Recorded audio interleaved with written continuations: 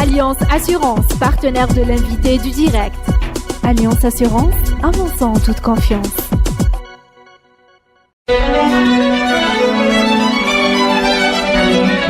Pour bien s'entendre, il faut bien s'écouter. Rendez-vous sur M, la petite radio du Grand Maghreb. Amis auditeurs de Radio M, bonjour. Nous avons le plaisir d'accueillir dans l'invité du direct Abdelrahman Ben Khalfa, président du cabinet C3F, expert en finance, et ancien ministre des Finances. Abdelrahman Ben Khalfa, bonjour. Bonjour, merci de l'invitation, même si ça ressemble à un jury, mais...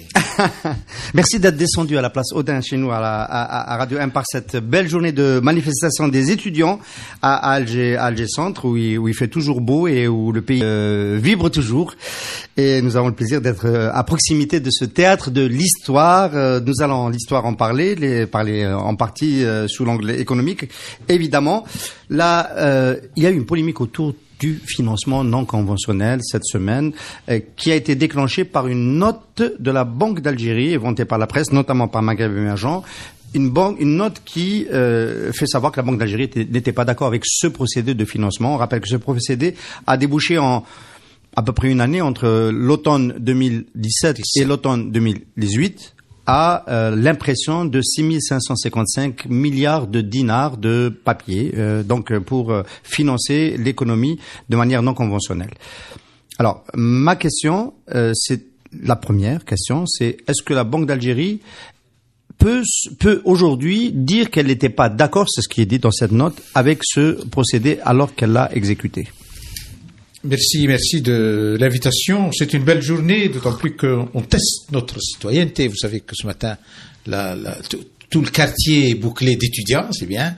J'avais eu le plaisir tout à l'heure. Ce sont les étudiants qui m'ont fait un corridor pour que je puisse sortir.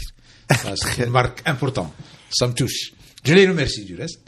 Et donc, sortir pour arriver chez nous. Voilà. Pour arriver, parce que j'étais en voiture, on ne pouvait pas passer. Et donc, ils ont dit, non, celui-là, c'est un ministre, il fait partie de personne. Donc, c'est notre ami, c'est le professeur d'université, etc. C'est bien. Ça montre le niveau de civilisation, le niveau de doigté de cette génération. Financement non conventionnel, oui. Ce que la Banque d'Algérie vient d'exprimer par écrit, sans gouverneur du reste, c'est pour ça que on va en parler. C'est effectivement que ce choix est un choix inapproprié. Pourquoi maintenant, pourquoi pas avant, etc. Ça, nous sommes dans une période non seulement d'incertitude, mais une période où les uns et les autres se positionnent, les uns et les autres institutions, les uns et les autres hommes et femmes. Oui. Dans le cas présent, il faut quand même noter pour nos amis auditeurs que nous sommes dans le cas où le gouverneur de la Banque d'Algérie a quitté sa fonction pour devenir ministre des Finances, M. Mohamed Loukal, et la note correspond au jour de son départ. Donc on peut imaginer que c'est lui qui explique pourquoi il n'aurait pas fallu faire cela. Alors la question c'est est-ce que c'est le principe qu'il aurait fallu éviter ou est-ce que c'est le montant ou le dérapage dans les montants? Parce que on était parti sur un financement contrôlé. Et on est à 6500 milliards de dinars. Les deux, même les trois. Le financement non conventionnel dans une économie non dynamique, avec des portefeuilles pleins, je vous disais, les portefeuilles des banques contiennent 10 000 milliards de dinars maintenant, avec des crédits qui sont bonifiés à 0%, des crédits qui sont des crédits subventionnés. Alors déjà, le portefeuille lui-même n'est pas extrêmement, il n'est pas faux, les gens en remboursent, mais il n'est pas conforme aux critères d'un portefeuille bancaire. Donc il est indirectement subventionné lui-même, le portefeuille. Et donc une économie non dynamique, une économie non productrice. Alors revenir sur ça et rajouter un financement qui est un financement non adossé. Parce qu'on dit ça, il n'est pas adossé, il est adossé. D'ailleurs, la Banque d'Algérie soulève un grand problème. Elle dit les banques ne viennent pas chez moi pour refinancer les crédits, alors qu'ils ont 10 000 milliards. Donc c'est pour ça que j'en avais appelé. Ne vient pas vers la Banque d'Algérie pour refinancer parce que c'est du mauvais papier et c'est des mauvaises créances et donc Non, c'est peut-être aussi parce que ce sont des crédits. Quand vous avez du crédit de Sonelgaz, du crédit ADL, du crédit SNTF, subventionné à dose importante, vous n'avez pas un équilibre. vous n'avez pas une profitabilité visible.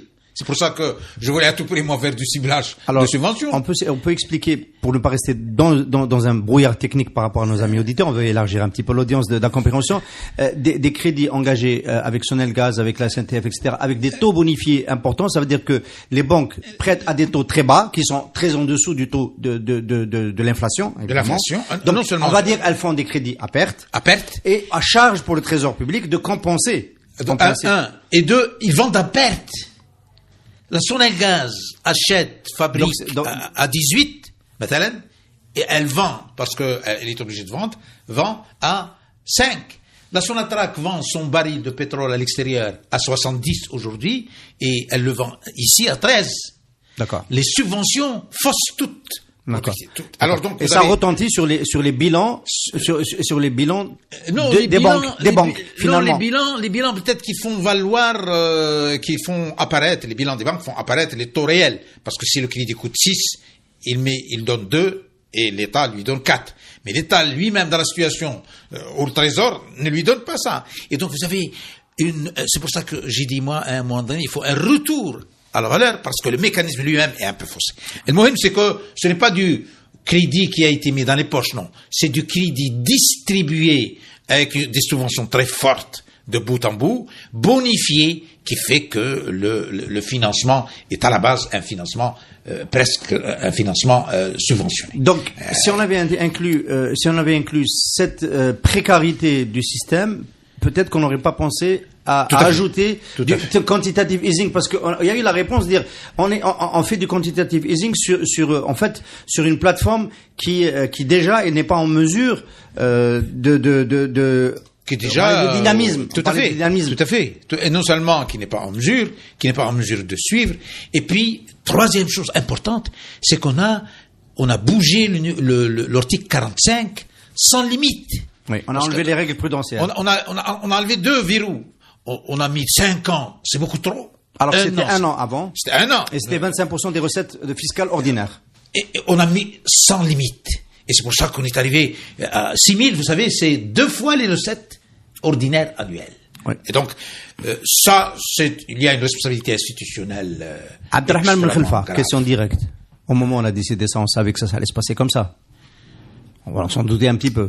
Au moment où le non conventionnel a été décidé par le gouvernement Ouyahia, on savait que ça allait se passer comme ça. Il y avait peu d'illusions. Tout le monde a hué. Aujourd'hui, on parle des B. Maintenant, le Ba'et, on parlait de l'Aet. Beaucoup de gens disaient là. C'est quelque chose qu'on a fait avec un grand entêtement, sans esprit de responsabilité. Moi, en tant que... Qui aurait pu résister? Quand on est gouverneur de la Banque d'Algérie, est-ce que la loi monnaie crédit, la loi monnaie crédit donne encore suffisamment d'autonomie pour qu'un gouverneur de la Banque d'Algérie dise, d'abord, je ne fais pas les avances au trésor, je n'ai pas assez de visibilité sur sa capacité à rembourser. Est-ce qu'il peut le dire? Il peut le dire, il peut freiner le rythme des engagements. C'est ce qu'aurait fait, par exemple, Mohamed El-Qassasi. Je ne parle pas des personnes. On dit qu'il n'était pas d'accord sur cette démarche. Tout à fait. Pas sur le principe, mais plus sur la mise en œuvre. Première responsabilité, c'est le gouvernement. Deuxième responsabilité, c'est le Parlement. Le Parlement n'aurait pas dû voter cela comme on vote la modification d'un article de la loi sur les familles. Et troisièmement, c'est important, la loi sur les familles. Attendez. Non. C'est la vie sociale qui est réglée par ça. Non, je veux dire par là, rapidement, quoi. Il fallait peser. Et troisièmement, la Banque d'Algérie, quel rythme? À tel point que, vous le savez, nous avons un peu tiré beaucoup, puisque une partie vient d'être stérilisée. Donc il fallait. Et donc, sur ce dossier-là, il y a une responsabilité institutionnelle à un moment ou à un autre. Il faut en répondre. Moi, j'en appelle de cela, parce que il faut que tout ça passe. Il faudrait un jour qu'on mette Attendez, dans le contexte révolutionnaire de l'Algérie d'aujourd'hui, de ce 16 avril 2019, vos paroles sonnent comme une appel à un jugement. Une cour de discipline budgétaire. J'en avais appelé il y a longtemps. Une cour de discipline budgétaire. Ça n'a rien à voir avec l'assainissement du dossier de Ben Khelfa ou de Moulami El-Qadi, si jamais il a fait une surfacturation. Ça, c'est la justice. Mais une politique publique, une décision lourde de conséquences, institutionnellement, on doit... et donc la Cour de discipline budgétaire fait partie des maillons de la chaîne post-Irak. Très bien. Alors, maintenant, nous sommes dans la situation où le papier est sorti, il faut prendre des mesures de sauvegarde. On va y arriver, mais je veux rester encore sur cette séquence, c'est important parce que ça va nous expliquer ce qu'on va pouvoir faire après. Oui. Alors, qu'est-ce qu'on aurait pu faire à la place? Alors, la note de la Banque d'Algérie rappelle la position de la Banque d'Algérie au moment où ça allait être engagé. Elle dit la Banque d'Algérie était favorable à titriser ses propres fonds propres en garantie pour permettre de l'émission de papier. C'est ça la titrisation de ces dividendes, notamment les dividendes 2016-2017. Et ce n'est pas cette option qui a été utilisée. C'est une option, j'ai fait mes calculs, qui aurait permis d'avoir à peu près 2500 milliards de dinars. C'est exactement le déficit. Voilà. Pourquoi on n'a pas utilisé cette option? Enfin, il y a pas que ça. Il y a tout ce qu'on appelle, nous, les ressources alternatives. Il fallait pas augmenter le budget de façon démesurée. On va y arriver. Mais déjà financer les déficits de 2015 et 2016. Déjà, ça se sont accumulés. Vous vous rappelez, on avait fait un train budgétaire durant les années de 2015 et 2016 qui ne devait pas permettre au pays d'aller au-delà de 6 000 parce qu'on tournait autour de 5 500. Donc d'un coup, on parle des dépenses budgétaires. Des dépenses budgétaires. Nos ressources tournaient autour de 5 000, 5 006. Il fallait pas mettre un budget de 8 000. Donc le budget à la base était déjà surdimensionné, avec un cumul, comme vous le dites, de déficit budgétaire. Nous avions commencé des petites opérations de conformité fiscale, de qurud sanadiya, de ce qu'on appelait le qard sanadi, c'est-à-dire les emprunts obligataires qu'il fallait faire, les produits islamiques. On devait encore ramasser quelques centaines de milliards. Et puis, la Banque d'Algérie. Vous avez quitté le gouvernement en l'été 2016 et pourquoi l'emprunt obligataire a cessé? On a eu une première opération sur une année et puis ça a cessé. Alors que c'était écrit sur un document. C'est pour ça que je vous dis qu'il y a une responsabilité institutionnelle. Parce que les politiques économiques sont des politiques d'État, pas des politiques de gouvernement. Aujourd'hui c'est Khalifa, demain c'est le Qadi, etc. Sur cela, nous avions un nouveau modèle de financement de l'économie, avec une stratégie à laquelle j'ai contribué en écrivant, en disant sortie progressive du budget, implementation d'un nouveau système, d'un nouveau modèle dans lequel il y avait l'inclusion fiscale et financière interne, l'attractivité des investissements directs étrangers en aménageant le régime de change, l'introduction d'un décret, il y avait un brouillon du décret PPP, partenariat public-privé national ou international, et mobilisation des autres instruments de la Banque d'Algérie qui sont l'open market, le réescompte, plus même vous parlez de la titrisation. Tout ça, c'était un package, une huzma, souvent je parle de la huzma, qui devait se poursuivre, que ce soit moi aujourd'hui ou demain vous. Et du coup, on a fait un retour en arrière complètement pour faire l'inverse de ce qui est écrit. Alors, on va pas citer tous les éléments de votre hazma, mais on va citer au moins les levées de fonds dans l'épargne domestique. Est-ce que il y a une critique qui a été faite à votre démarche, de dire en fait vous faites un emprunt national, vous essayez de mobiliser de l'épargne domestique, mais en fait c'est un peu les dépôts à vue des entreprises publiques ou des entreprises privées qui sont déjà dans le circuit. Vous reprenez aux banques la trésorerie que vous mettez dans l'emprunt. C'est pas de l'argent qui vient de l'économie ou qui vient notamment de la partie parallèle de l'économie. On avait sur les 500 milliards, on avait 100 au moins qui venaient de particuliers, de commerçants qui avaient des épargnes, mais ça commence toujours comme ça. Je vous rappelle que le qard sanadi, c'était le premier après 25 ans. Donc les gens avaient perdu. Et c'est pour ça que moi je voulais, le gouvernement et moi-même, je voulais en même temps habituer les gens avec ce qard sanadi qui devait revenir. Et en plus, on devait faire d'autres qurud sanadi, d'autres emprunts obligataires, avec des modes différents, avec des taux pas fixes, variables, avec une tonalité, j'allais dire, avec une forme de sukuk islamique. Parce que beaucoup de gens ne voulaient pas, parce qu'il y avait dedans de la rémunération. De la rémunération, ils considéraient que c'était dedans, d'autant plus que c'était de la rémunération fixe. Donc on devait passer à la rémunération variable, et puis à des formes de sukuk interne, et tout ça pouvait nous faire mobiliser 1000, 1500, 2000. En tous les cas, c'est la huzma. On ne prend jamais un seul canal. Et donc on a abarré tout ça. On a dégelé tous les projets. On a remis un budget qui est un budget d'aisance, 8500 milliards. C'est lorsque le pétrole était à 120 qu'on avait des budgets à 8000 milliards. Et puis, on a libéré. Donc ça, l'essentiel, c'est que c'est une fausse réponse à une vraie question. Quelles sont les responsabilités? Moi, j'en appelle à ce qu'à un moment ou à un autre, il faudrait qu'on l'approche.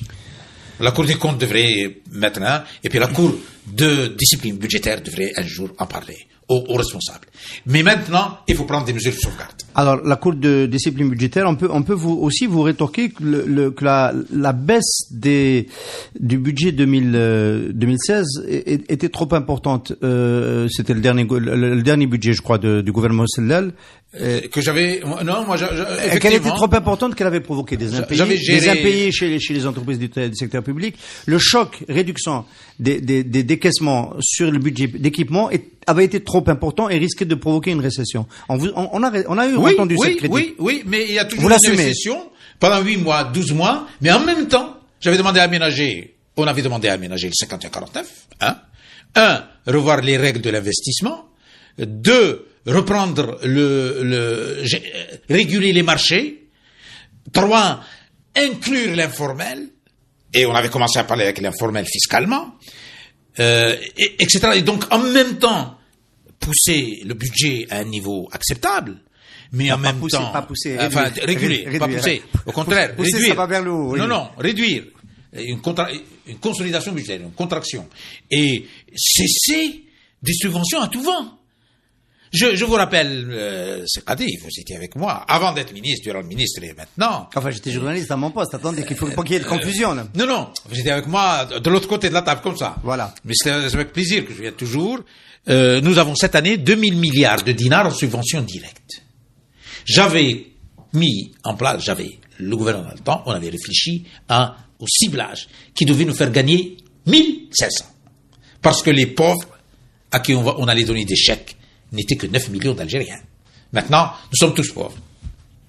Oui. Et alors, y compris nos amis qui sont ici avec, à qui on donne des contrats libellés en euros, en dollars, etc., et qui achètent le lait à 25 dinars comme vous et moi, et comme le chauffeur qui a vous parlez 20 000. Et donc, ça aussi, c'est un gain. Et donc, j'avais commencé par l'électricité, le gaz, l'énergie avec des petites touches. Mais le dossier de ciblage est terminé. Il est ficelé. On devait faire un Big Bang, libérer d'un côté les prix et donner aux 9 millions d'Algériens qui ont moins de 40 000 dinars un chèque mensuel de 10 000 à 15 000 en fonction de la famille pour qu'il puisse, lui, réacheter son... Attendez, j'ai raté un épisode. Vous dites que le dossier du ciblage est ciblé parce que le gouvernement Ouihia et même la personne même de Ahmed Ouihia n'a pas cessé de dire nous sommes en train de faire le ciblage et quand on aura fini le ciblage, on va aborder la réforme du système de subvention. Il était esquissé. Nos partenaires, il était très esquissé dans son architecture. Qu'est-ce qu'il manquait? Il manquait la liste. Mais ça, c'est j'ai entendu parler de la liste. Ça, c'est le dernier maillon de la chaîne. Quand on fait une ingénierie, c'est pas la liste seulement, c'est le niveau. Qui peut émarger à ce système et qui n'émarge pas, c'est quand même important. La liste, nous croisons. Vous avez posé les critères, les secteurs, les critères, les niveaux, les familles, et ensuite on croise entre les registres commerce. Tout est numérisé maintenant. Vous avez le registre commerce, vous avez Chifa, la carte Chifa, vous avez la carte d'identité, on croise des clouds comme ça, et on mobilise les collectivités locales, et on a le recensement de ceux qui sont déjà dans le filet social, et on a nos 4 millions. Mais on peut se tromper sur 1 million sur 9, on se trompe maintenant sur 20 millions sur 40. Oui. Et donc, ça nous permet... Ça, c'est la démarche de Nebni qui dit qu'il vaut mieux se tromper. Tout à fait. D'ailleurs, à la hausse, Nebni a fait une proposition de réforme avec deux systèmes, un déclaratif, on cherche même pas, et on prend le temps de contrôler après. Donc, il va y avoir ça peut se faire. Bon, on va perdre un petit peu. Et c'est celui de la subvention, c'est celui du revenu universel, du RU, qui est aussi une option. RU donné à tout Algérien décliné, une subvention, sous la forme d'un chèque mensuel. Et puis, un gain sur ça. Sans compter maintenant les gains. D'abord, le gain sur le budget lui-même, avec plus d'équité, je vous rappelle. Mais un gain sur l'attractivité qu'on faisait à la fois pour les gens qui sont en Algérie, les fonds qui ne sont pas bancarisés parce que les uns ont peur de riba, parce que les autres ont peur, parce que je devais en même temps un peu revoir le système fiscal lui-même.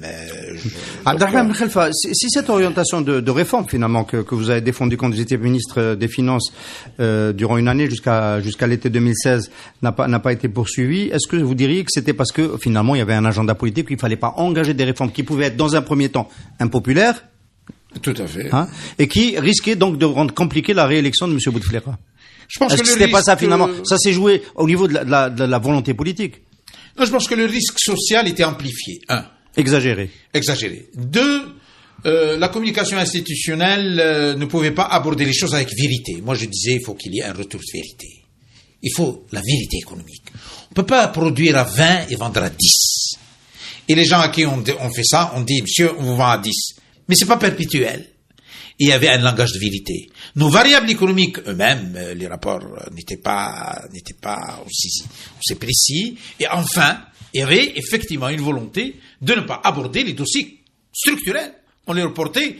D'ailleurs, il y a une liste, je vous rappelle, qui est sortie en mai. Moi, j'aimerais. On est quand même à un moment, quand même très très particulier de l'histoire du pays. De vérité. De vérité. Je voulais quand même votre sentiment. Finalement, la politique en fait, en gros, on a maintenu la politique de redistribution entière. C'est celle-là qu'on a maintenue, en ne voulant pas faire quelques-unes des réformes qui auraient permis au budget de l'État de respirer et peut-être de faire des allocations de ressources différentes. On n'a pas voulu le faire. Mais finalement, cette politique de bonification des taux, de distribution des logements, de maintien des subventions à un niveau qui n'est pas supportable, etc. Quand on regarde le résultat, ça a quand même amené une révolution. Qu'est-ce que ça vous inspire comme réflexion avec un peu de distance? Vous avez été aux affaires, vous êtes aujourd'hui acteur dans le conseil. Voilà. Finalement, ça n'a pas été payant. C'est une grande gifle. Moi, j'étais dans le tour de table. Là, je dis pas, moi, je suis parce que beaucoup de gens prennent je continue à agir, à dire. C'est une grande gifle à ceux qui pensent que des solutions conjoncturelles peuvent traiter des problèmes structurels. Ça peut calmer, La preuve, l'économie distributive fait que depuis des années, je me suis opposé un peu. On sert des logements au tiers de leur coût et on alimente indirectement le marché spéculatif. Et c'est le ton d'Anaïd, vous le connaissez, vous, Yanni. Et donc cette politique dans laquelle on amplifie l'économie distributive et le social, finalement, c'est faite avec un gaspillage de ressources. Quand vous donnez du crédit en 16 à 0 et que vous dites aux gens, personne n'est poursuivi, vous donnez du crédit et à ceux que...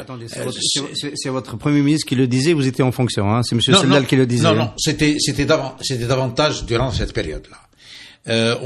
Il a dit pour faire élire Bouteflika en 2014. Il a dit à Tizi Ouzou, s'ils veulent se marier avec le crédit en sèche, c'est la personne. Moi, je suis un homme d'État, pas un homme de régime.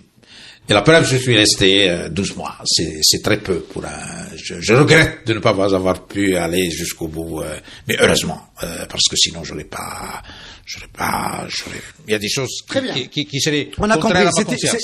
C'était une gifle de faire des politiques conjoncturelles distributives. Quand les solutions doivent être des solutions structurelles. Alors, ça nous permet d'aller vers la dernière partie de cette émission, Abdelrahman Ben Khelfa.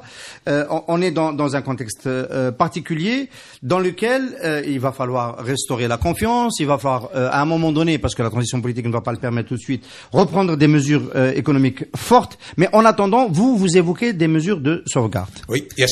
Moi, je dis, et ce matin j'allais le dire, malheureusement, je suis pas... Heureusement pour nous, on vous retrouve très frais aujourd'hui à l'invité du direct. Voilà, vous êtes en forme. Alors, 1, mesure de sauvegarde. 2, mesures structurelles juste après la stabilisation. Alors, dans les mesures de sauvegarde, vous avez 3 choses essentielles. Sauvegarder, ça veut dire qu'il ne faut pas que cette période de Hirak, de transition, doit nous faire gagner. Si ça ne doit pas nous faire gagner, qu'elle ne nous fasse pas perdre. Il ne faut pas qu'il y ait de perte. 1, rapidement traiter le financement non conventionnel, notamment le reliquat qui n'a pas été, qui est encore gelé, pour savoir si on maintient le rythme ou alors on cesse. Bon, il se trouve que ce Mohamed Loukal va être dans une situation pénible parce que c'est lui qui était d'un côté de la table, il est maintenant de l'autre côté de la table parce que c'est le ministre des Finances qui rembourse la Banque d'Algérie. Voilà, je veux dire, c'est lui maintenant, c'est à lui que pèse l'obligation de rembourser. C'est comme l'avocat qui devient le magistrat. Oui. Alors, bon, mais pour indépendamment des hommes et des femmes, j'aime pas beaucoup parler. Alors, je vous pose la question quand même. Hein. est-ce que vous pensez que le gouvernement est en état de déjà stopper de recours au financement non conventionnel? Vous dites avec 2500 milliards de dinars qui n'ont pas encore été utilisés, qui sont quand même logés sur des comptes où ils peuvent être utilisés. FMI, ils peuvent être logés. Oui. Ils sont pas encore stérilisés. Les donneurs d'ordre aujourd'hui ne sont pas ni à la Banque d'Algérie ni au Trésor. Ils sont chez les entités qui ont bénéficié. Tout à fait. Ce sont des possibilités de financement qui n'ont pas été injectées. Qui n'ont pas encore été injectées. Qu'est-ce qu'on peut faire pour arrêter cette machine-là? Il faut les geler complètement. Et quel ingénieur y prendre? C'est au gouvernement, avec la Banque d'Algérie, etc. Alors, je vous pose une question directe. 500 milliards de dinars. Heureusement que c'est pas des dollars. 500 milliards de dinars qui manquent chaque année à la Caisse nationale de retraite. Comment on fait pour geler le financement non conventionnel qui permet de combler ce Non, celui-là est utilisé. Les 500 sont déjà... Mais ça va revenir l'année prochaine. Dans les 6000, remobilisés. Je vous rappelle que nous avions géré en 2015-2016 un budget avec 35 $ le baril. Et on a eu des poursuites, on a eu de la bagarre, mais on est passé. Maintenant, nous sommes à 70, monsieur le Qadi. Donc, c'est pas maintenant qu'on est moins à l'aise que dans des situations où il n'y avait pas le financement conventionnel. Enfin, je peux vous dire qu'au moment où vous avez cette difficulté-là, les réserves de change étaient encore à 180 milliards de dollars. Et le FRR n'était pas encore épuisé. Le FRR a été à quelques euros quelques milliards. Mais il a été utilisé. Non, il a été utilisé rapidement. Je veux dire par là que le déficit budgétaire actuel, les engagements qui ne sont pas pris, il ne faut pas prendre d'engagements. C'est pour ça qu'on a gelé c'est pour ça qu'on a plafonné. On peut pas gérer dans le sens de la vague. Moi, j'ai fait partie d'un gouvernement qui a gelé, j'ai pris la responsabilité, je l'ai dit au Parlement. On a même plafonné. C'était FIFO. Vous attendez, monsieur, vous avez fait, votre facture attend 1 an, vous me faites critique. On a fait un FIFO dans les paiements, ce qu'on appelle premier arrivé, premier servi, voilà. Et donc, il faut gérer dans la contrainte maintenant. En ouvrant rapidement les autres canaux. Surtout que maintenant, notre image est bonne. J'espère que la problématique politique va être dépassée rapidement, je l'espère en tant que citoyen, en tant que responsable. Mais si nous arrivons à régler le problème politique, nous allons avoir de l'argent qui rentre de l'intérieur et de l'extérieur. Il faut être en mesure de l'accueillir. Donc, première mesure de sauvegarde, arrêter le financement non conventionnel et... arrêter d'abord le processus et geler tout reliquat, pour ne pas dire en grande partie. Il y a 1800. Deuxième mesure de vigilance, c'est garder l'œil sur les transferts. Les transferts. Parce que nous avons 2 canaux de transfert en Algérie. Nous avons les importations et nous avons les relations entre sociétés mère et fille, les prix de transfert que vous connaissez. Donc, durant les périodes, c'est pas propre à nous. C'est tous les pays qui mettent un système de vigilance et d'alerte. Ce n'est pas la commission qui vient d'être créée. Celle-ci regarde les flux. C'est au niveau interne aux banques. J'avais proposé hier, avant-hier, etc., que tous les acteurs, tous les importateurs, toutes les agences bancaires ne peuvent débloquer que la moyenne des 3 années qui ont sinon, vous allez avoir une bourse-flure. Pas de transfert, voilà. Pas de transfert. Et donc, intempestif. Et donc, monsieur Qadi, si dans le passé, vous avez chaque mois demandé des importations pour 100 000 euros, ne me demandez pas maintenant 150 000 euros. Je vous donne 100 000 euros. Et donc, ça se fait journellement. Alors, du côté banque, du côté douane, la même chose.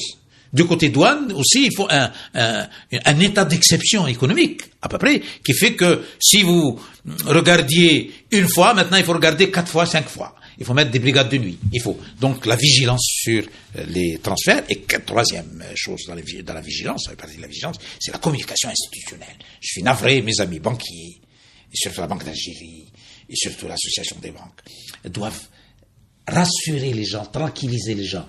Je sors d'une agence maintenant avant de venir chez vous. On me dit que les gens parce que on est en train de dire, les gens sont en train de tirer leur argent, etc. Les gens sont en train il faut rassurer qu'il n'y a pas de transfert intempestif, qu'il n'y a pas que les banques travaillent normalement, parce que la confiance, si elle est triturée un peu, vous allez avoir des problèmes. Donc une communication forte par les acteurs on a pour des tranquilliser. Chiffres, on a des chiffres sur les flux sortants. Il y a vraiment un mouvement de... Non, on me dit qu'il n'y a pas... D'ailleurs, la Banque d'Algérie a dit qu'il n'y a pas d'emballement. Moi, je suis d'avis à mettre quelque chose au niveau... Cette commission, c'est une espèce de guérite qui regarde tous les jours et qui voit tous les jours, en quantité, bien sûr, en flux. Il ne faut pas que les flux. Mais à ce stade, les institutionnels, les banques disent non, il n'y a pas d'emballement. Il n'y a pas de retrait massif. Il n'y a pas de transfert massif. Il n'y a pas d'importation massive. Alors, les rumeurs qui disent 80 millions sont sortis, etc. Et alors, si nos amis se taisent, la confiance va être ébréchée. Et si la confiance va être ébréchée, personne ne pourra la rattraper. C'est le rôle de qui de parler on n'a pas l'habitude que les présidents de banque non, c'est la communauté bancaire. Monsieur Medref de la CNEP n'a jamais parlé, ou je cite Medref, c'est amical, mais entre guillemets, mais les autres aussi, on ne les a jamais entendu parler. Nous sommes en période exceptionnelle. On n'a jamais vécu une période comme ça. Nous devrions partager le stress. Regardez-moi dans quel état je suis. Et vous, nous devrions partager le stress. Personne ne doit être serein. Moi, je dors pas un peu la nuit, je continue, je parle 5 fois par jour. Personne ne doit être dans le confort d'une situation normale. Mais il faut laisser son argent dans la banque. Mais il faut laisser son argent dans la banque. Moi, j'ai dit ce matin, dans 2-3 agences, je suis rentré, les gens me connaissent, en me disant, est-ce que vous avez... Les gens m'ont dit, non, monsieur. Plus que ça, une agence qui est à côté de vous ici m'a dit non, je viens de recevoir un bon montant, je ne sais pas pourquoi. Alors on va finir cette agréable émission, Abdelrahman Ben Khalfa, sur on va dire le discours de responsabilité que vous tenez, d'alerte, de vigilance, d'explication. Il y a une part de pédagogie.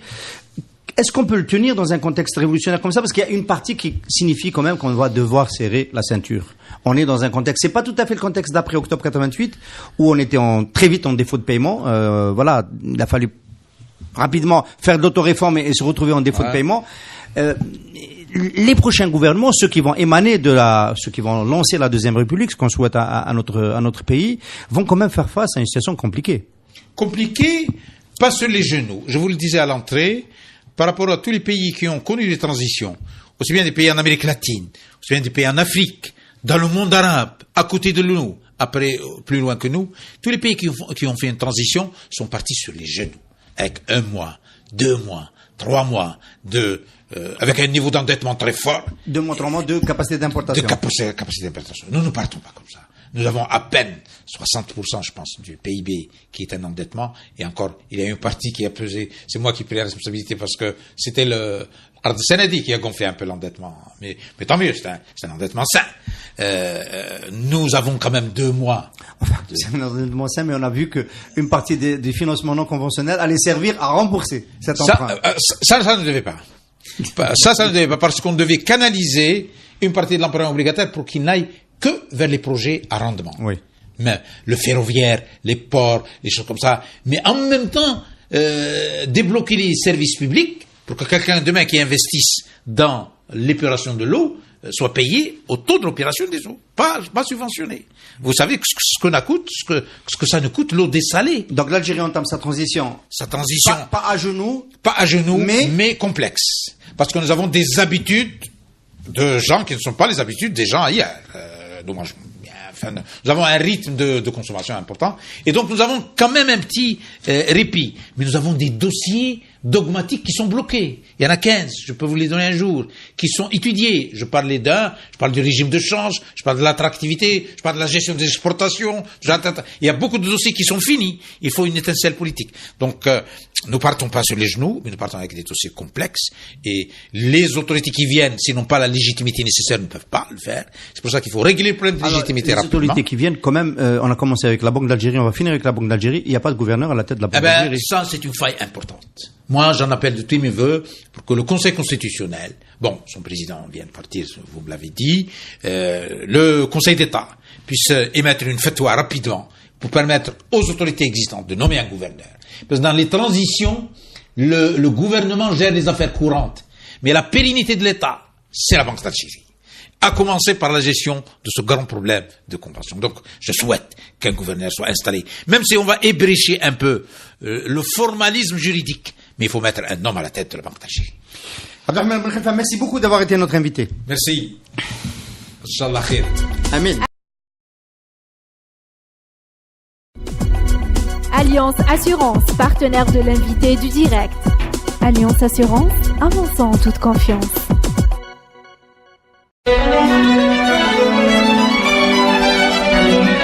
Pour bien s'entendre, il faut bien s'écouter. Rendez-vous sur M, la petite